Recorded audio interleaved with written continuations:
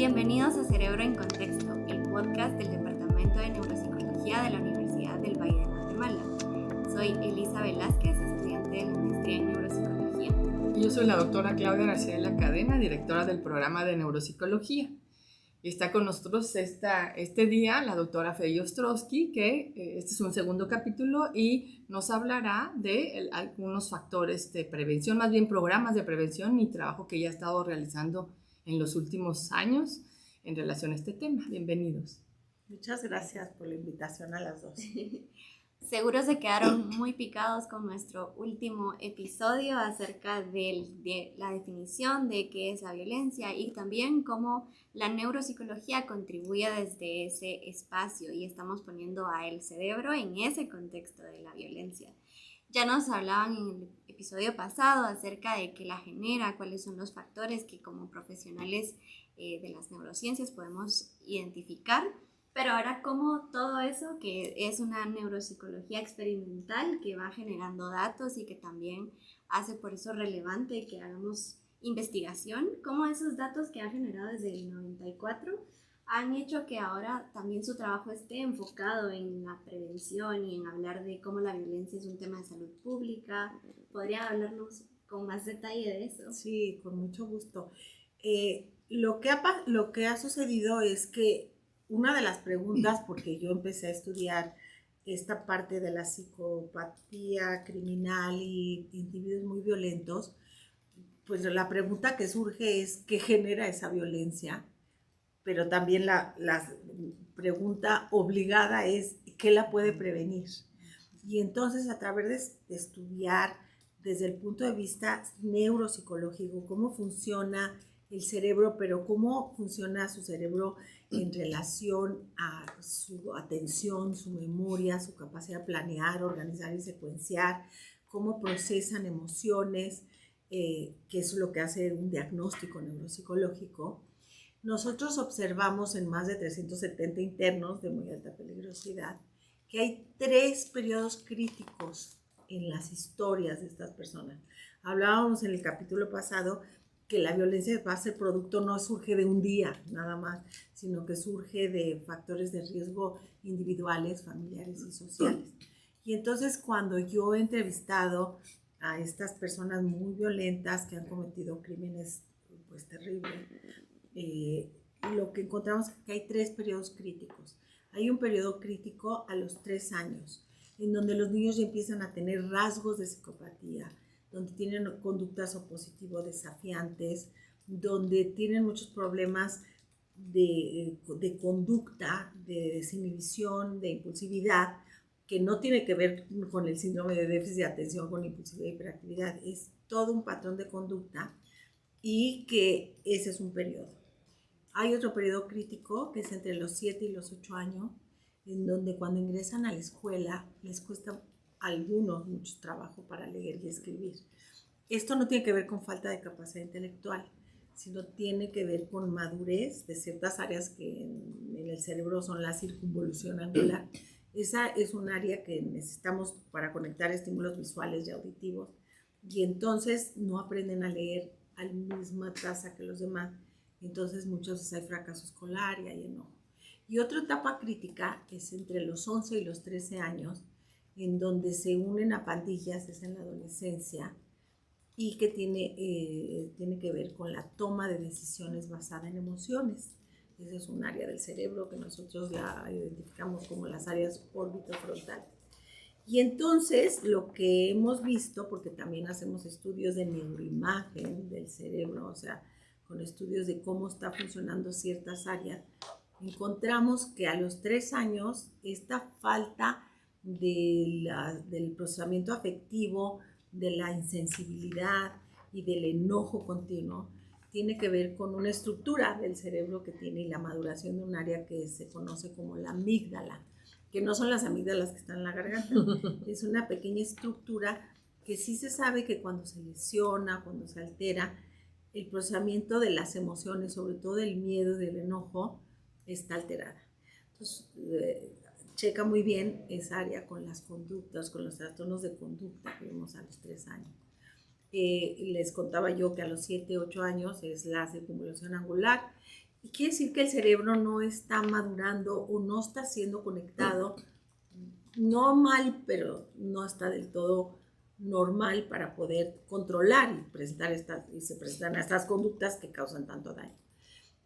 Entonces, en mi laboratorio, es el laboratorio de neuropsicología y psicofisiología en la Facultad de Psicología, diseñamos programas de prevención que están dirigidos a esas etapas. Entonces, un programa que tenemos está dirigido a niños de 3 a 6 años y con los que trabajamos es con los cuidadores primarios. ¿Por qué les llamo así? Porque en general, por ejemplo, si estás en un medio sociocultural muy bajo, el padre no existe, no está, no se va, y la madre tiene que ir a trabajar y la persona que cuida a los niños es la abuela. Pero eso puede pasar en cualquier medio, ¿no? Entonces nosotros generamos este programa y vamos a trabajar con los cuidadores primarios, que en general eran las abuelas. Y el programa incluía trabajar con las abuelas y las madres, digo, si estaban los papás también. Perdón. Y entonces es un programa que dura 18 sesiones y estamos viendo una vez a la semana en donde le enseñamos a las mamás cómo atender a sus hijos, pero cómo estimular el cerebro de sus hijos. Le hablábamos de que se llaman funciones ejecutivas, la capacidad de planear, organizar y secuenciar, y tenemos también lenguaje, pero a través del cuidador primario. Entonces es un programa que aplican los cuidadores y es un programa pues que dura 24/7, no es nada más 1 hora a la semana, porque si tú modificas tanto el estilo de crianza de las personas, cómo educan a esos niños, y le estimulas y le das estrategias, estás alterando la parte dinámica.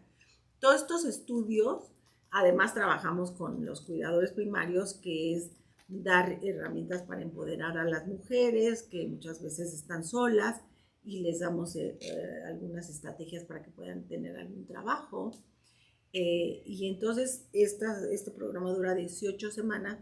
Hicimos estudios antes y después del programa de intervención y medimos si habíamos modificado el estilo de crianza y si habíamos modificado el desarrollo del cerebro, de cognitivo de estos niños, y lo medimos con una serie de pruebas neuropsicológicas que miden estos procesos que les platicaba: atención, memoria, funciones ejecutivas.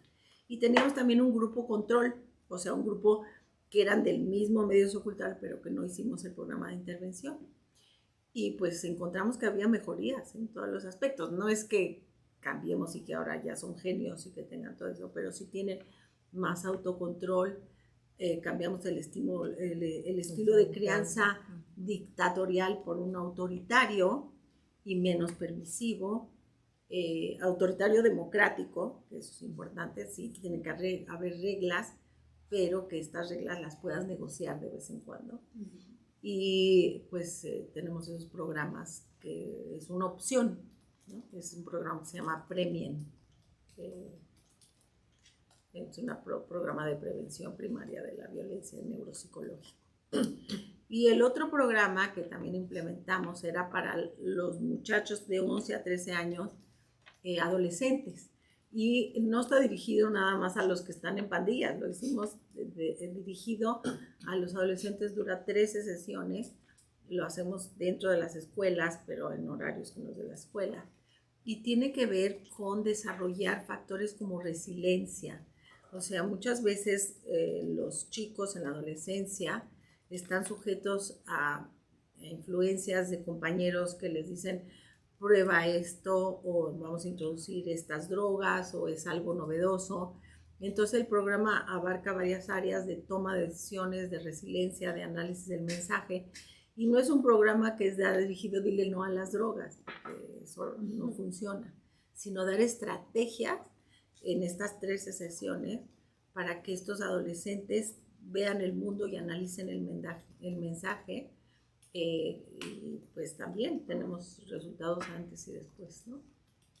Aquí siempre se habla, bueno, doctor Ostrowski, siempre se habla de que los programas de prevención deben ser diseñados para diferentes contextos, es decir, poblaciones que son de bajos recursos, poblaciones que son de altos recursos, y que ¿Hay alguna diferencia entre hacer trabajos en bajos recursos y en altos, con familias donde haya, porque también los estilos de crianza, no importa que tengas dinero, que estés preparada, pues van a haber dificultades? No, nosotros vamos a estas comunidades de extrema pobreza porque ahí hay más estrés, lo que es importante. El estrés, no tienes suficiente para comer, no tienes apoyos de redes sociales, no tantos como pudieras tener, y entonces por eso pensamos ir en estos lugares, pero entre la gente de altos recursos económicos hay muchos psicópatas, ¿no? Por ejemplo, y hay mucha violencia también intrafamiliar, no mucha, en todos los medios. Entonces no son programas dirigidos nada más a esto. Aquí le agregamos el que tengan información de cómo tener un oficio y cómo desarrollar estrategias para poder también ellas mantenerse, que son problemas muy importantes. Pero estos programas sirven para todas las personas, ¿no? Okay. Y ya, por ejemplo, y en las prisiones, o por ejemplo en los centros de jóvenes, ¿han hecho algo en los centros de jóvenes? No, ahí no hemos entrado tanto porque es muy complicado. Y entonces, pues tenemos bastante trabajo, no es mi único trabajo el que hago. Yo soy investigadora dentro de la UNAM y doy clases dentro de la Universidad Nacional Autónoma de México. Y entonces no solo son esas líneas, pero son dos enfoques que fueron derivados de esta línea de la neurobiología de la violencia, pues que ya llevamos un buen rato trabajando. Doctora, cuando se hacen cosas de investigación, siempre, bueno, la gente que nos está escuchando, no solo nos escucha gente de acá, del país, ¿verdad? Pueden estar publicados los trabajos, puede la gente, ¿verdad?, comunicarse con usted para ver la posibilidad de poder implementarlo, ¿no? Hay muchas necesidades en Centroamérica, por ejemplo. Claro. Donde... No, encantados, o sea, sí, pues yo soy investigadora. Doctora, tiene una página, ¿no? Tengo una página que es el de mi laboratorio, o sea, si nada más googlean Peggy Ostrowski, sale una página y la gente puede entrar. Y hay varios libros publicados, tanto de divulgación como más, tenemos 6 pruebas neuropsicológicas, hay una amplia literatura para que lo que yo les estoy platicando a ustedes y que me han hecho el honor de escucharme, no son invenciones mías, hay datos experimentales antes y después, que bueno, la gente puede comparar si tiene resultados. Nada de lo que hacemos son soluciones mágicas, pero sí mejoran muy importante. Y yo creo que cuando hablamos en psicología y en general en la vida de resiliencia, que es la capacidad de transformar, pues hay muchas definiciones, pero una de ellas es la capacidad de transformar las experiencias negativas en algo positivo. Y entonces esta parte de resiliencia tiene que ver con cuando tenemos mucho estrés, pues se desequilibran nuestros sistemas cuando nos pasa algo malo. Pero lo importante es no solo lo malo que te pasa, sino cómo percibes lo malo que te está pasando. Y si tú percibes que lo malo va a durar para siempre y que no hay solución para tus problemas, eso alimenta al estrés. Pero también si alguien te echa la mano, que eso es algo que nos pasa en esta sociedad, que muchas veces ya no nos echamos la mano nosotros. Si tú tienes una red de apoyo social que te ayude a enfrentarte en esta problemática, en esta tragedia, que todos tenemos problemas en toda nuestra vida cotidiana, eso ayuda a romper este ciclo. Y si tú te vuelves más resiliente tanto en los niños como en los adolescentes, como en los adultos, pues podemos ser una sociedad mejor y más integrada. Entonces creo que eso es un mensaje que sí hemos aprendido, no es tan sencillo, pero la empatía es la capacidad de responder al dolor del otro, y muchas veces estamos tan agobiados que ya no respondemos y nos volteamos, ¿no?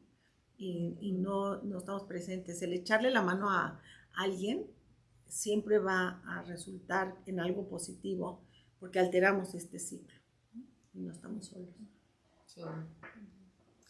Y estamos ya casi sobre el tiempo, pero hay una pregunta que no puedo dejar de hacer, y es también cómo la tecnología está involucrada en estas dinámicas sociales de agresiones que tenemos.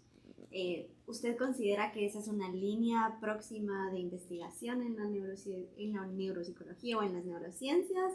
¿O qué nos podría Cuando decir? hablas de la tecnología es de las redes, De que las la redes, gente está sí. aislada.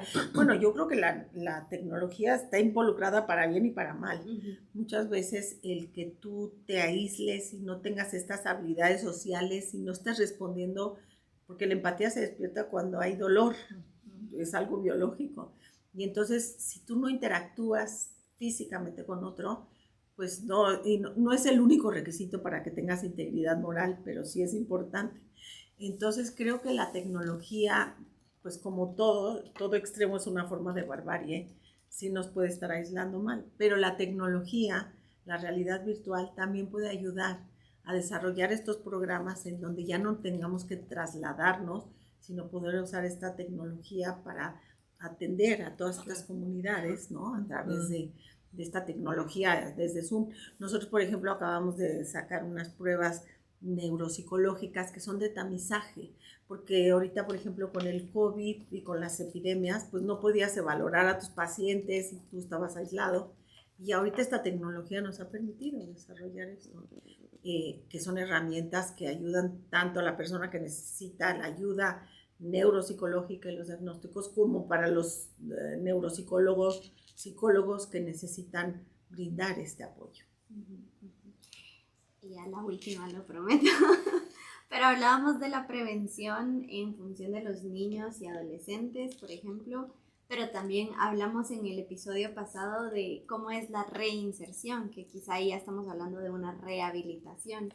Y muy breve, ¿cómo podría ser esa rehabilitación más oportuna de lo que está haciendo hasta este momento en muchos de los sistemas en cualquier país? Ajá. Bueno, lo que pasa es que hay pocos programas eficientes de readaptación social.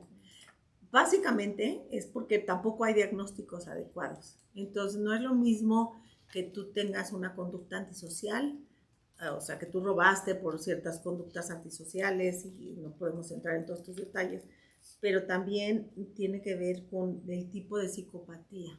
La psicopatía que tiene que ver con otros factores como antecedentes de mucha ansiedad y con mucho maltrato, tiene más posibilidad de rehabilitación y readaptación que la psicopatía primaria.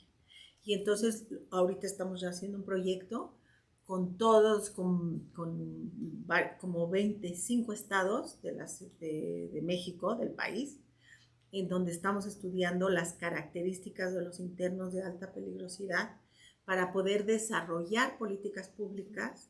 Esto no tiene un toque político, es desde las universidades. Es un convenio de universidades, es decir, vamos a ayudar a nuestro país y no necesitamos los recursos de nadie, sino nosotros mismos poner el esfuerzo.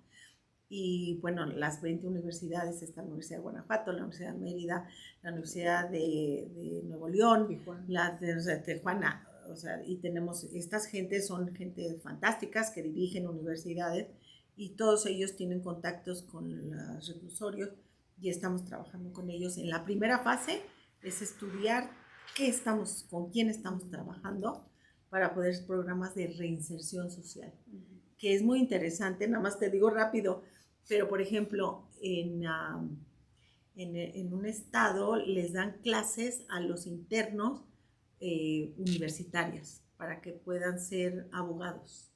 Y entonces los reciben de abogados. Toma un esfuerzo enorme porque son de alta peligrosidad y tienen que aislarlos, pero acaban de recibir a la primera generación en Nayarit. Es en Nayarit. Es esta escuela privada que ofreció sus servicios al reclusorio y bueno, creo que son programas. A los internos no hay que aislarlos nada más, hay que enseñarles estrategias de cómo se van a reincorporar. No es nada más enseñarles un oficio, hay que enseñarles que ese oficio lo apliquen sin desesperarse y sin enojarse. O sea, es toda esta esfera que hablábamos en el primer programa de factores de riesgo individuales, sociales y familiares. Y yo creo que eso sí logra una reinserción social. Excelente. Bueno, gracias por escuchar este episodio más de Cerebro en Contexto. Gracias, doctora Ostrowski, por su tiempo. Gracias, doctora García de la Cadena. Gracias. Y pues estén atentos a nuestras redes sociales. También mándennos los temas que quieren que hablemos, que discutamos, porque nos enriquecemos y así ponemos al cerebro en distintos contextos de estudio. Muchas gracias y nos vemos a la próxima. Hasta luego. Adiós.